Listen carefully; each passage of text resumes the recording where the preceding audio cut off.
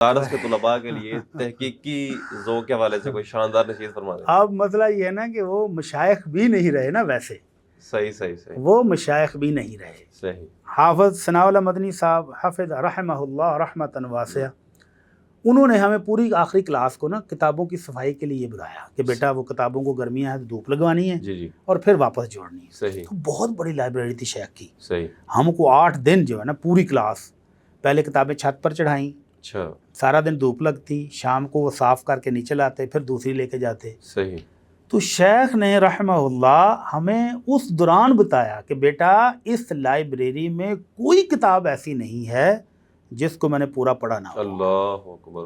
پوری لائبریری میں جو چھت تک کتابوں کی ریلنگ تھیں جی، اور نیچے بیسمنٹ میں بھی دائیں بائیں چاروں طرف کتابیں ہیں، کہتے ہیں کوئی کتاب میں نے ایسی اس لائبریری میں نہیں رکھی جس کو میں نے پڑھا نہ ہو. اور حافظہ ایسا شاندار وہ جو ابھی آئی ہے نا صحیح الجامع دکتور ضیاء الرحمن اعظمی کی. تو شیخ گئے عمرے پر، تو ایک دوست بتاتا ہے ہم زیارت کے لیے گئے جی. تو شیخ ضیاء الرحمن اعظمی صاحب اٹھے اور اپنی وہ کتاب لا کر کے، شیخ میں نے یہ صحیح الجامع اتنی جلدوں میں لکھی ہے. صحیح. شیخ بیٹھے ہو، بڑی خوشی سے کھولا جی. تو ایک صفحے پر حوالے کے نیچے لکھا ہوتا لا ماجد. میں نے یہ حوالہ نہیں، مجھے ملا نہیں ہے. صحیح. تو شیخ کہتے ہیں تجھے یہ حوالہ نہیں ملا؟ اچھا. فتح الباری جلد نمبر 11 صفحہ نمبر 44 کھولو، اس میں 5ویں لائن پہ ہے. سبحان اللہ. انہوں نے کہا شیخ کیا کہہ رہے ہیں، آپ پکڑو. فتح الباری ریک سے پکڑی، 11ویں جلد کھولی، صفحہ نمبر کھولا، اوپر سے لائنیں گنتے 5 یہ. تو سارے لوگ حیران ہو گئے کہ شیخ کا حافظہ اتنا مضبوط کہ شیخ کو، اچھا کلاس میں پڑھاتے ہوئے بھی ایک دن شیخ نا ایسے موڈ میں تھے ذرا، تو مسکراتے ہوئے کہتے ہیں فلاں مسئلہ پڑھا تھا جی، اب ہمیں بالکل یاد نہیں کہ وہ پڑھا تو تھا کہ کہاں ہوگا. صحیح. کہتے ہیں بخاری میں پڑھا تھا نا.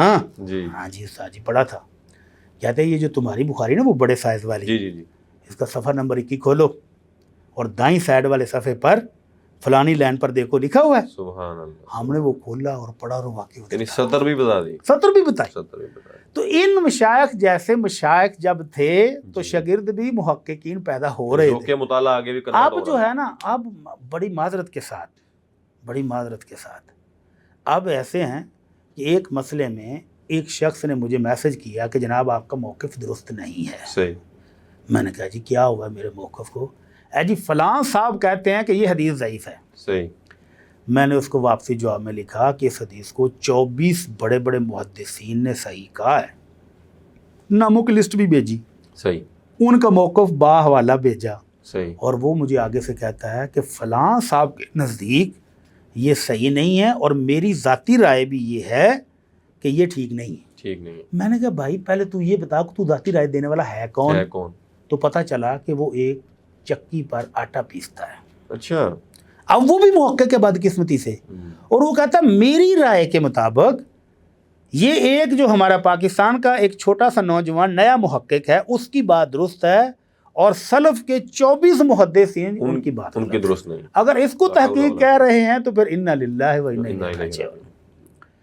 ایک مسئلے کے اندر سلف سے لے کر اب تک کبار محدثین کی اتنی بڑی جماعت ہے کہ آپ ان کے نام میں نے شمار کرنے شروع تو میں تھک گیا. صحیح. جن سب کے نزدیک وہ مسئلہ ہے، ثابت ہے. صحیح.